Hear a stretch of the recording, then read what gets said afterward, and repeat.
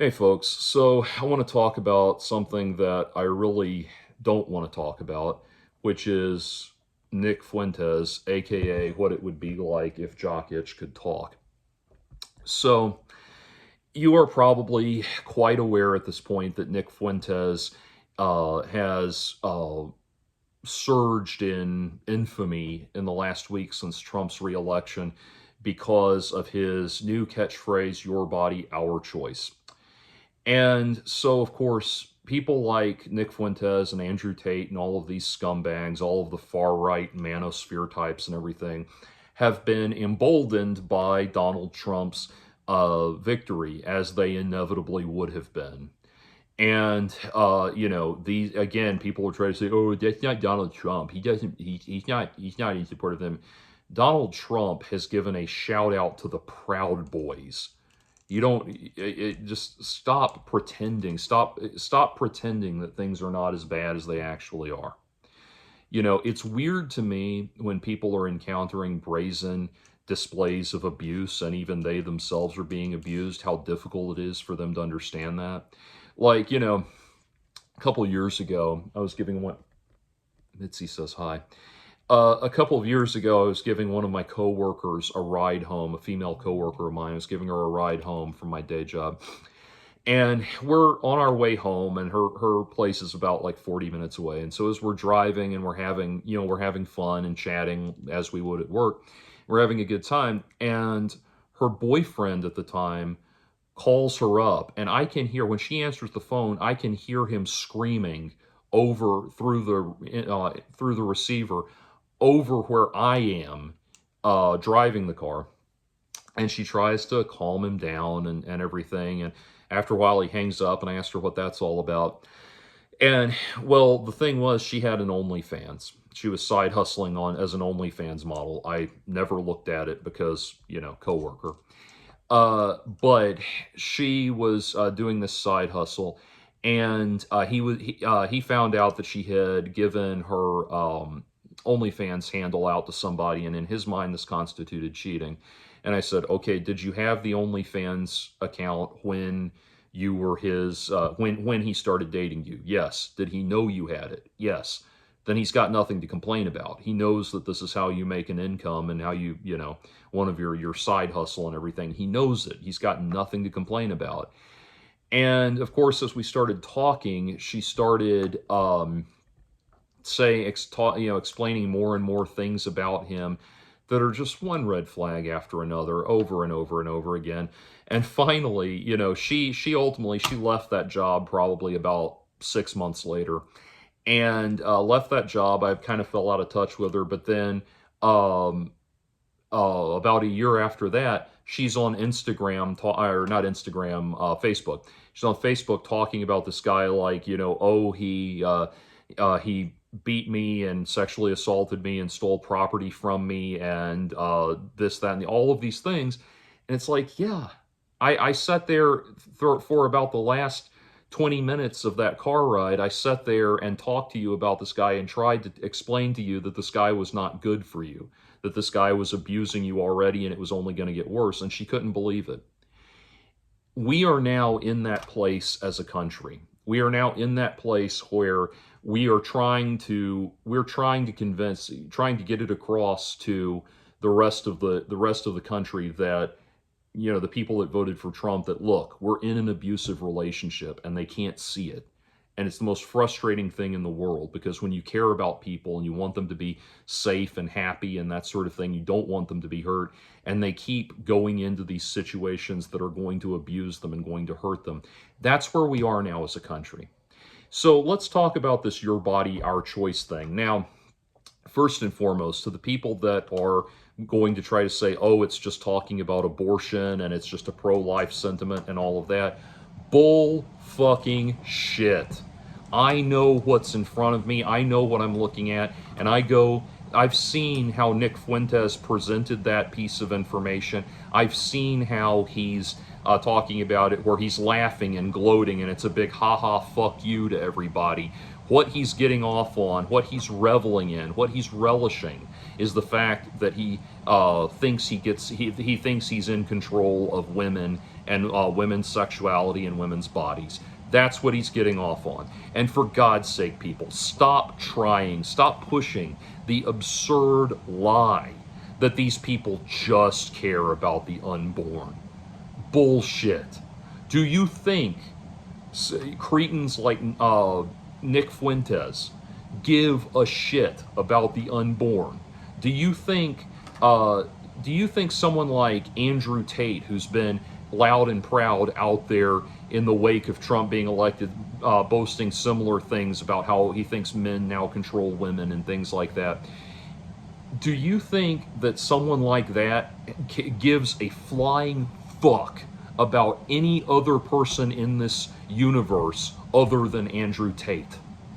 Andrew Tate is, there is an interview segment with him where he is sitting there talking openly about how when he would do his webcam business, he would have the models sitting there typing on a keyboard to whatever gullible mark they've gotten into this scam, talking to the guy on the other end, ostensibly talking to the guy on the other end, but what in reality what was happening was her keyboard wasn't connected to anything, and Andrew Tate and his buddies were sitting there typing in responses to this guy. They're the ones actually communicating with this guy, saying things to make him think that he's actually in communication with this woman and that she actually wants to be with him. And then they start doing that to milk him out of tremendous amounts of money, saying she wants to come be with him, but she needs however many thousands of dollars to get her passport information worked out and everything. Then they send the girl down to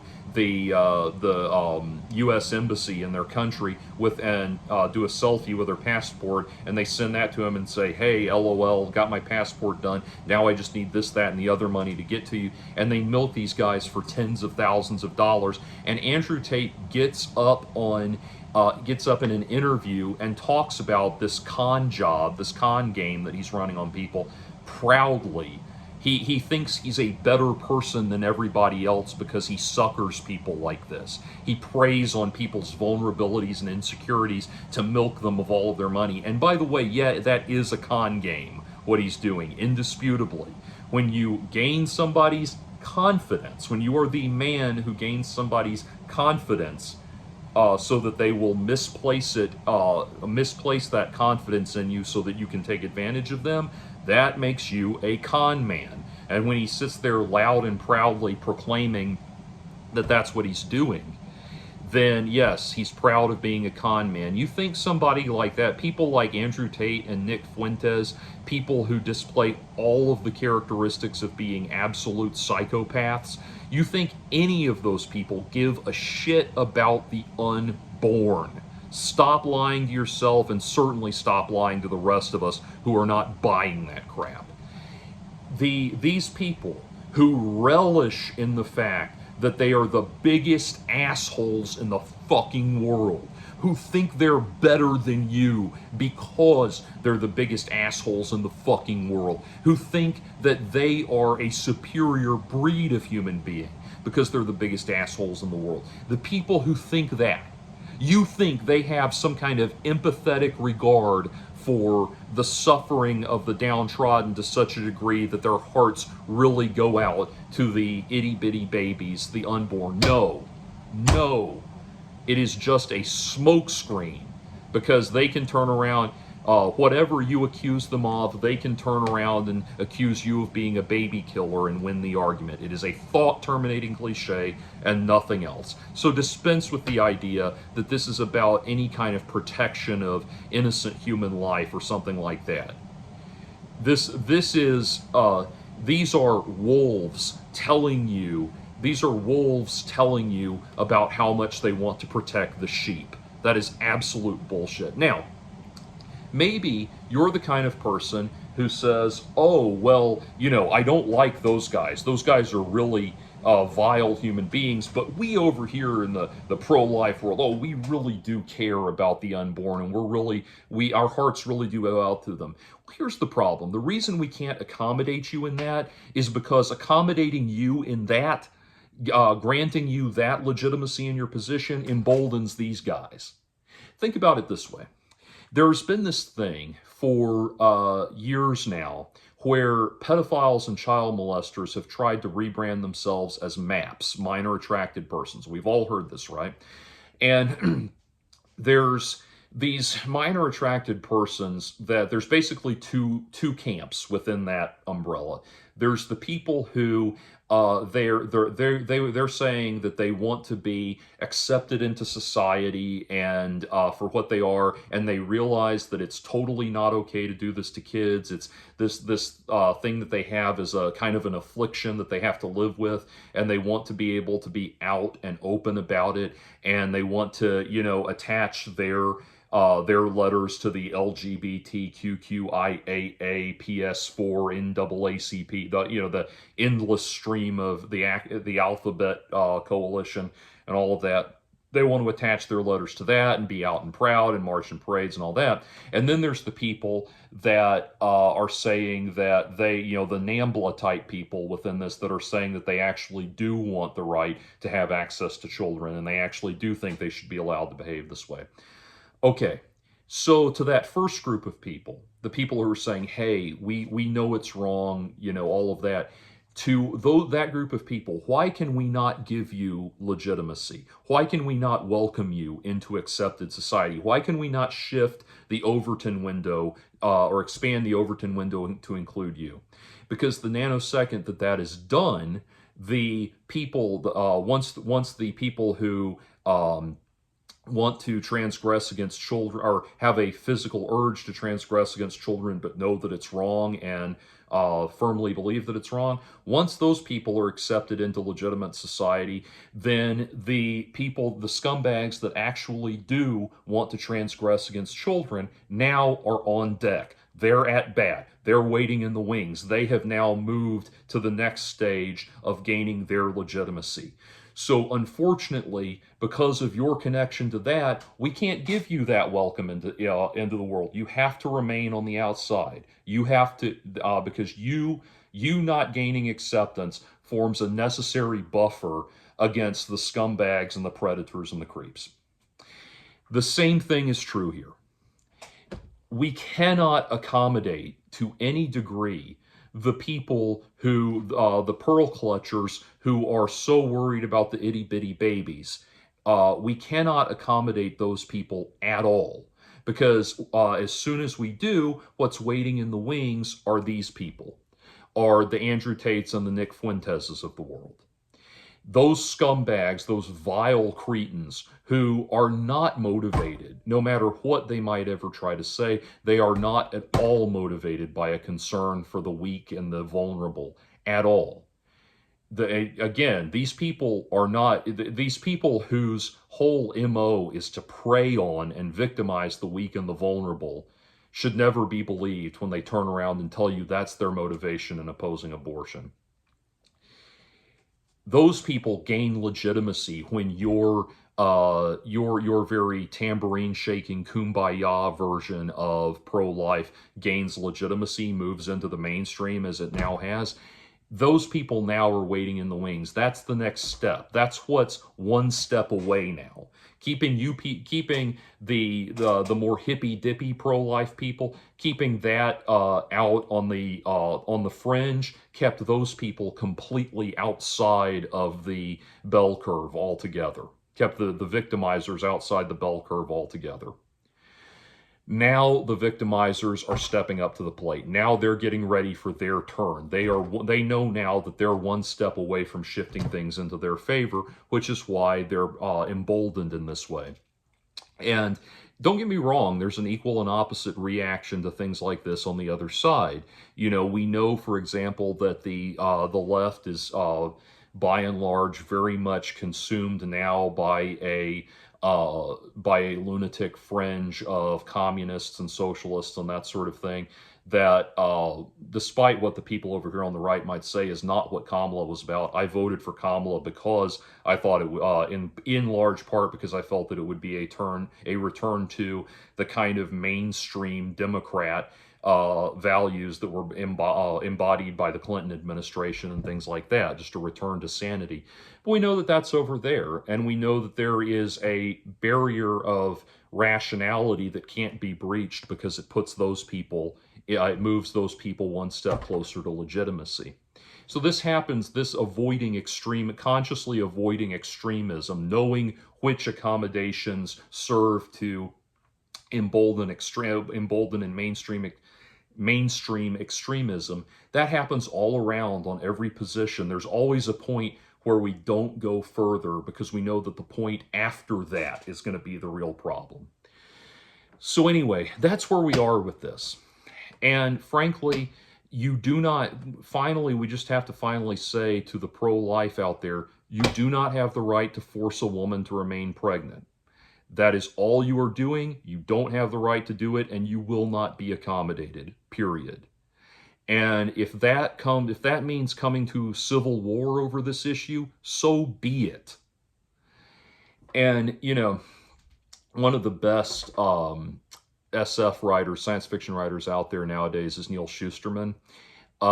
He did write one book called Game Change that was woke nonsense. But other than that, he is one of the best commentators on and satirists of major social issues to come out in a long time. He writes on par with Kurt Vonnegut, on par with Philip K. Dick, and I think the only reason he doesn't get the same notoriety is that he's primarily a YA writer.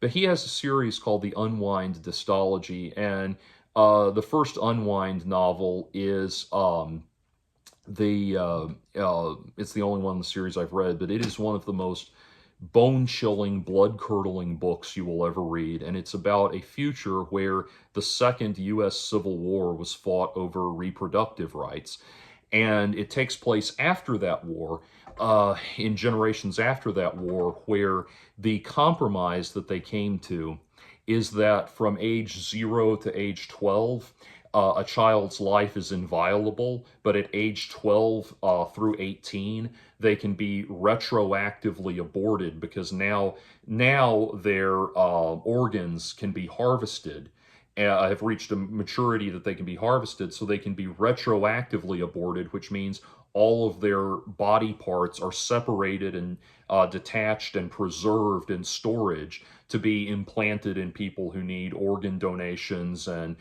skin grafts and brain, elements, brain matter transplants and all kinds of things like that. And consequently, life never actually stops. And so that's the new acceptable form of in the novel, the new acceptable form of abortion, because life never actually stops. Organic existence continues. So consequently, there has never been a death. So that's how they do abortion.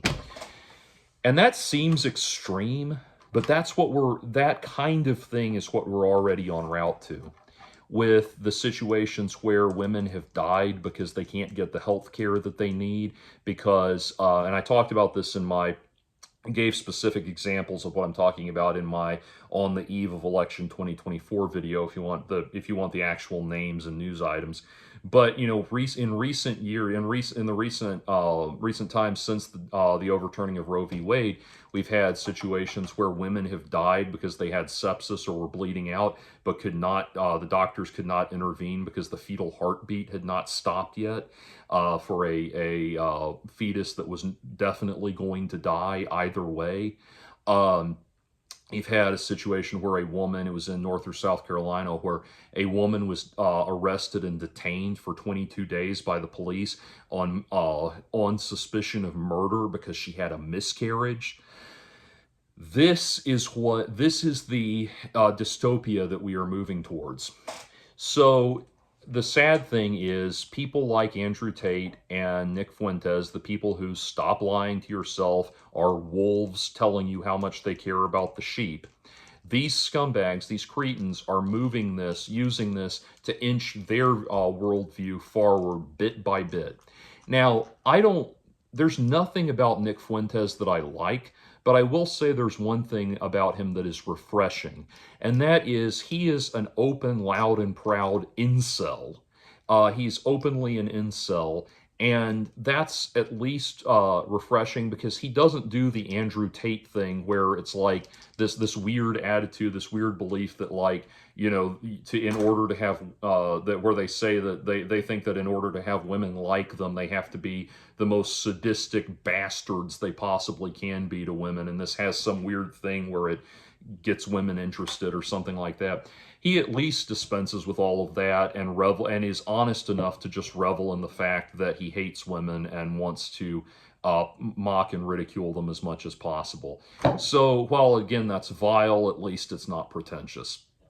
So so all of this, you know, as I may have, this is a third or fourth take, so I may have already said this, but, you know, in the wake of coming out with his "Your Body, Our Choice" catchphrase, Nick Fuentes has been doxxed. He's had to increase his personal security exponentially, and he's had to take his house off of Google Maps out of fear and concern for his own safety. Look, in principle, doxing is not okay. I'm not encouraging it, and I'm certainly not encouraging sending people death threats or anything like that. But as far as any sympathy that I would have specifically for Nick Fuentes, no, sorry. Not even the slightest. Sorry, no. And so this again, this comes back to, I keep harping on this, but people are going to try to defend what he was saying by saying that he just cared about abortion. Don't lie to me. Don't gaslight me. I've seen Nick Fuentes's shtick. I've seen how he carries on. Even in this thing just recently, where he's screaming in that horrible bleeding goat voice that he has, screeching about how this is, you know, you know, how he says that it's not a glass ceiling, it's a brick wall, and women will never break through it, and talking just doing this constant ha ha fuck you routine to women about how much men now control them, and that they always will control them, and there's nothing they can do to get around it. You know, that to Nick, if you should see this, check out the Gore novels. You would get an absolute kick out of John Norman, G-O-R, the Gore novels. You would get an absolute kick out of that shit. Anyway, there's no bones about what his actual motivation is here and what he's actually pushing towards. So stop acting like there's any nuance here. And that brings me to my next point. We've heard about things, situations where young women, even girls in school, have experienced things now in this past week where boys have been getting in their face and saying, "Your body, our choice." Okay, ladies, if that ever happens, girl or woman, if that ever happens, you need to report it to the police. All right? There is a point at which school bullying crosses into the criminal realm. And I am so sick of these things that would be criminal offenses if they were done by an adult, being dealt with, you know, an afternoon of after-school detention, or maybe a 3 or 4 days vacation, or something like that, like these little slaps on the wrist. The people who do things like this don't give a shit about punishments like that. They need to face actual punishment, actual deterrence, and they need to be dealt with at the criminal level. There is a point at which, you know, elbowing someone into a locker is physical bullying. But there is a point where it goes into attempted murder that has got to stop. There are whole Twitter channels devoted to nothing but school fights now that kids get videos of and upload to the internet. And I've seen what happens in these videos.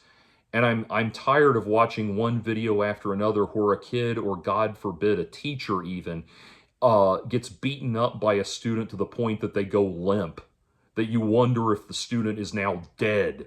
I'm sick of this shit. They need to start facing criminal consequences for that stuff. And this is one of those cases. If any boy threatens you, boy or man, using the word man loosely, if any of these assholes ever say the words "your body, our choice" to you in a way that is meant to intimidate you or mock you or menace you in any way, shape or form, you go straight to the police and file a police report. They may not do anything, but this needs to become the regular occurrence. This needs to be what starts happening. These guys have got to start facing actual punishment. Longtime viewers to my channel have heard about the experiences, rather extreme experiences with bullying that I encountered as a kid. When I was a freshman in high school, there was another guy another student there, who told an entire room full of people in a very angry and very menacing way, something that was very clearly intended to intimidate me, told them about his plan to kill me. I had talked to a girl he liked, and he thought this was unacceptable. So he told them about his plan to murder me, told them about the time, the place, how he'd mapped it out, the weapon he was going to use, a shotgun owned by his stepfather. He explained it in excruciating detail, and continued to remind me of it throughout the day, and all the buddies in his little gang kept reminding me of it and making sure I knew that death was coming. This was not meant to be an idle threat at all. This was meant to strike fear. At that point, my parents got involved. And you know what happened to that guy when they made the complaint? He got a stern talking to by the principal. Fat lot of good that did. It just kept, I won't reiterate the whole story, but it just kept getting worse from there. He backed off of that particular idea, but a lot of other things continued to happen. And, quite frankly, in principle, I've never said that guy's name on a YouTube video. But I would, if I believed in cyber justice, I would love to run that guy's reputation through the mud, man. That guy's now married with children of his own, and he does not deserve to be having that happy of a life. Anyway, but so bringing it back around to this, no, these guys who do this, if they have gotten out of the child age into the young adult age, teenage of any age, in the teenage bracket and forward, they should know by then that rape is not okay and threatening people is not okay. And again, don't give me any bullshit about this being about anything other than threatening rape. That is what you're doing. You do not have a right to threaten people with rape, just like you don't have a right to tell people you're going to kill them in a manner meant to induce fear. You don't have a right to threaten people with things like your money or your life or anything like that. Start reporting it to law enforcement. Let's start adjudicating in court. Let's get some cases adjudicated in court where this kind of conduct constitutes a real viable legal threat. That's what we've got to do. That's the best thing I can tell you to do. What I actually want to tell you to do to people who say that to you would be a violation of the YouTube terms of service. So I can't do that. But what I can do is tell you to start getting with law enforcement every time it happens. And every teenage dumbass that says this shit needs to know what happens. They need to start facing consequences, period. It's just incredible where all of this has gotten. And look, no, I don't have any patience or sympathy for the guys who want to say, oh, well, we were just doing it to be funny. It was just supposed to be funny. It was just supposed to be a joke. We were just goofing around. No, you don't get to fuck around with that. And by the way, most bullies just view themselves as joking and fucking around. They think they're just having a good old chuckle at your expense, and they don't see anything wrong with what they're doing. They're genuinely baffled by that because they think they're just goofing around. They don't get it. It's kind of like one of the reasons they don't sell kittens, adopt out kittens and puppies beneath a certain age, is because they have to spend enough time in the litter to get bitten. kittens and puppies don't learn that biting is annoying unless they bite one of their litter mates and get bitten back. And if they get adopted out too soon, they don't experience that, and so they just start biting all the time. My cat, who was found by my ex-girlfriend when she was 4 weeks old, when the cat was 4 weeks old, was found at age 4 weeks old. My cat has a biting problem like that because she never spent enough time with her litter mates to know that biting is annoying. Put this in the student context. If you don't start the way these people learn how to behave, how to straighten up and fly right, is to get bitten back hard when they're young. That's how they learn that this is not okay. So they need to start facing criminal repercussions for their actions. They need to know that even though they were just goofing around and having a good time and having fun, that's not the effect that their actions were having on the world. So yeah, absolutely start reporting it to the police. They need the litter mates need to start getting bitten back. Anyway, now that I've ranted and raved for a little bit about that, I want to turn the lens around a little bit. And I want to try to give us some perspective on something, because a lot of people are going to come here and say, well, gosh, Jordan, we've heard you rant and rave against the ridiculousness of the left and all of the things they've done so much. It's weird to hear you taking their side. To which I would first say, I'm sorry, did you somehow think that there was anything about my positions that was pro-rape? How in the hell did you come to that position? I don't think I've ever said anything that would give you that I should have given you that idea. The problem is that you see things in this very binary concept. That you see things in this very binary concept where people are divided into exactly two groups with no nuance and no higher moral principles that go above and beyond the political positions they take. But anyway, yeah, I have mocked and ridiculed in my own way, or I should say more appropriately criticized and taken to task, a lot of ideas left and right of center. And and in the past, if you went back over a decade ago now, you would have heard me criticize a lot of ridiculous ideas on the let's just go ahead and use the word feminist left and all of that. And here's the thing about the earliest manifestation of that kind of stuff that I can comment on that I remembered was this thing that started going around on the internet where people were saying that there was this epidemic, or not epidemic, but ongoing problem with women buying video games, going to Best Buy or GameStop or whatever game retailer, buying video games for themselves. And when they would go buy those games, they would go to buy the games, the checkout boy that was ringing them up would say something like, so are you buying this for your boyfriend? Or so are you buying this for your son? Or things like that. So are you buying this for your male relative, insert male relative. And this was some kind of display. This was a sexist microaggression that women had to deal with and live with every day, and all of that shit. And I want you to stop and consider the difference in terms of gravitas between those two things. Try to, please try to understand the difference. Why I would be infuriated and enraged about Nick Fuentes proudly boasting of his right to, what he thinks is his alleged right to rape and control women and force pregnancy on them. Why I would be completely enraged about that and completely indifferent to this idea that, oh, there's women who get asked if they're buying video games for their male relatives. And that's a microaggression and all of that stuff. You know, as Bill Maher perfectly said it, microaggressions should make you micro-angry.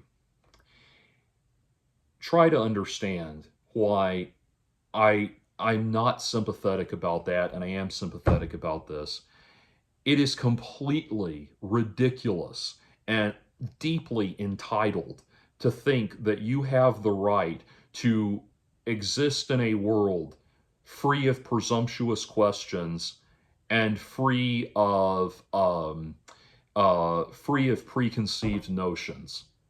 I'm sorry, but you being asked that is a complete non-issue. It did not hurt you. It did not transgress against your rights. You did not suffer. And yes, I know that, far, far more heinous and odious behavior started emerging from gaming culture in the years after that, and it was a couple of years later things were spiraling into Gamergate and all that. I'm aware of that, but that right there, what I just described, is a complete non-issue. The way you deal with that is not by demanding, not by crowing about the patriarchy on the internet. It's by continuing to buy your games and telling people you're buying them for yourself. And now, to be clear, by the way, I only heard stories of, I only heard situations of people talking about how this was going on. I have absolutely never heard a woman say that they actually had that experience. But anyway, all of that, just because people have preconceived notions does not mean that you are being mistreated in some way. He sold you the game. He didn't stop you from buying it. If the store was actually, if the store actually did have a policy that said, hear ye, it be the policy of this establishment not to furnish product to woman gamers, and you couldn't buy games because you're a woman, then you would have a complaint. Then you're being mistreated. But people are going to have preconceived notions. Like, I didn't put this shirt on planning to bring this up, but look, I'm a huge Bluey fan. I love Bluey. It's a great show. And so I get, when I talk about how much I love Bluey, you know what the number one thing is that I hear is, oh yeah, I watched that show with my kids, or oh yeah, my nephew loves that show, and things like that. Those are the kinds of, or isn't that a show for preschoolers, stuff like that. Wow, people have preconceived notions. And my response to that is I say, oh, you have no idea. It's this brilliantly well-written show. There's all of these multiple layers to it. It's as much for adults as it is for kids. There's all kinds of stuff in there that only adults would ever understand. It really is on the level of Charlie Brown or Calvin and Hobbes and all of this stuff. It is brilliant. It's absolutely brilliant, and all of this, and it's a cross-generational thing like Harry Potter, and explaining stuff like that. And I'll tell people jokes from the show that they laugh at and that kind of thing, and I just use it as an opportunity to convert them. I don't get butthurt because people didn't already know how awesome this thing I like is. Anyway, bringing it around to my example like that, you have got to realize that when you complain about complete non-issues like that, it is going to piss people off and get under their skin and grate on their nerves, and they will start going and listening to people like Andrew Tate and Nick Fuentes out of spite towards you. You've got to realize that you're pushing people to extremes with that. You've got to realize what is and is not an actual problem.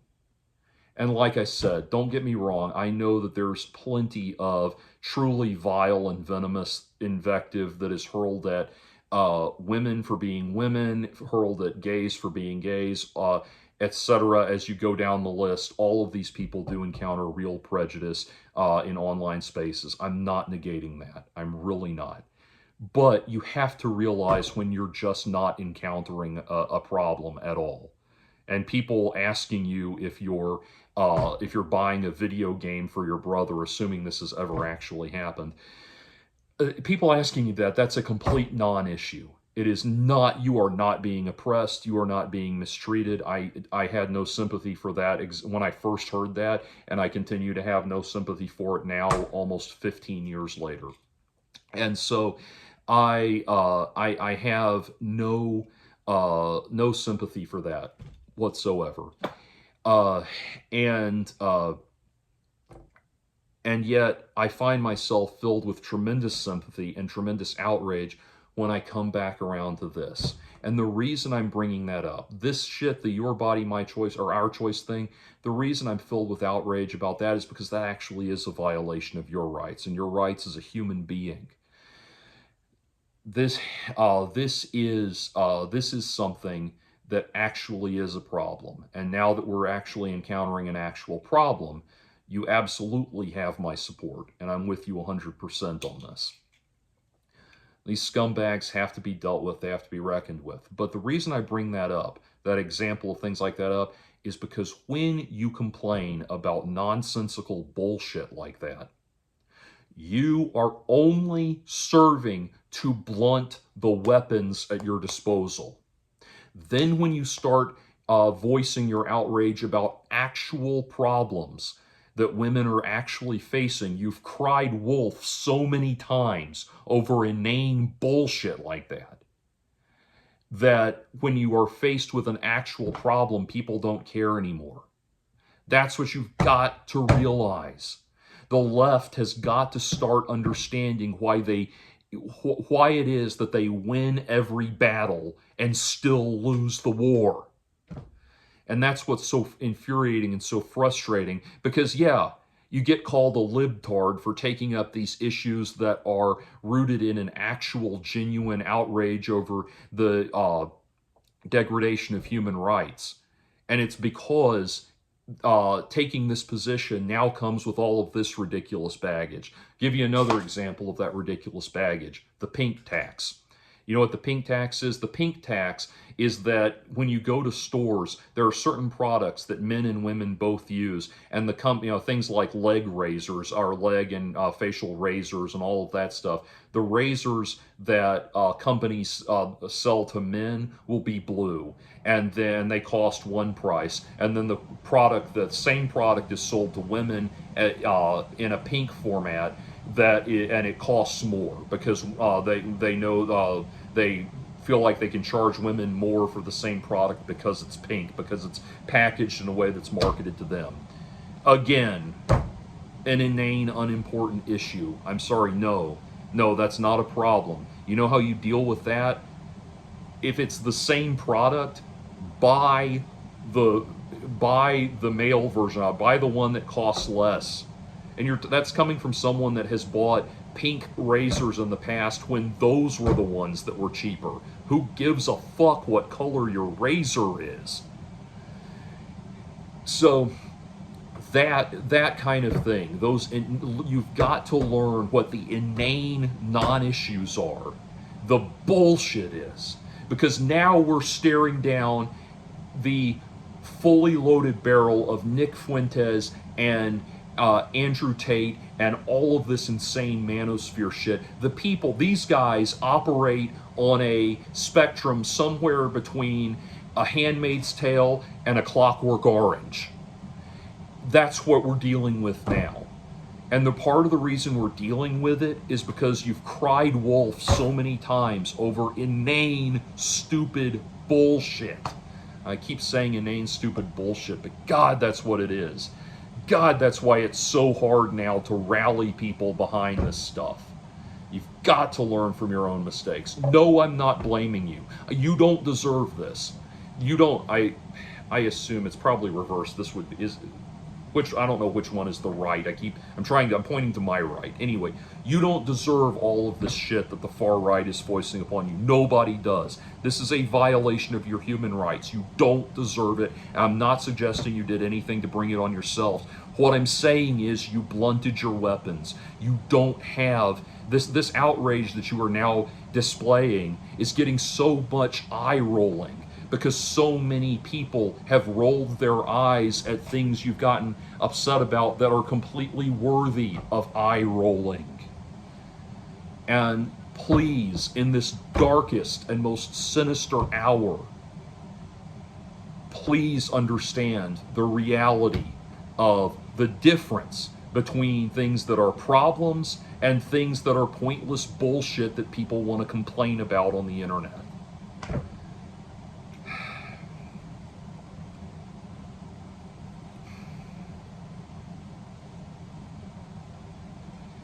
Anyway, in summary, people like Nick Fuentes and Andrew Tate do not care about the rights of the unborn. They only care about punishing women for having sex and for straying outside their control. That's the only thing they care about. These people who live their lives passionately and euphorically and happily ratcheting up the amount of suffering in the world do not give a 747 flying fuck about helping the unborn. Anyone who says your body, my choice, or our choice to you should be met with criminal penalties.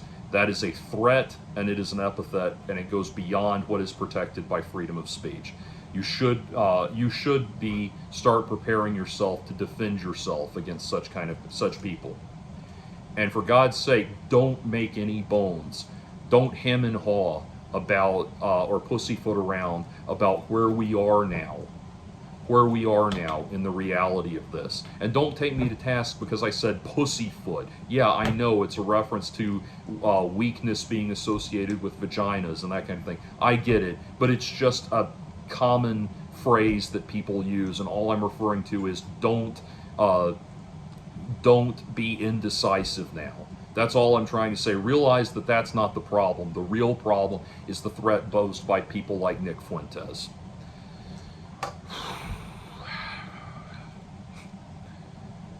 Now to figure out what to do with the rest of my evening.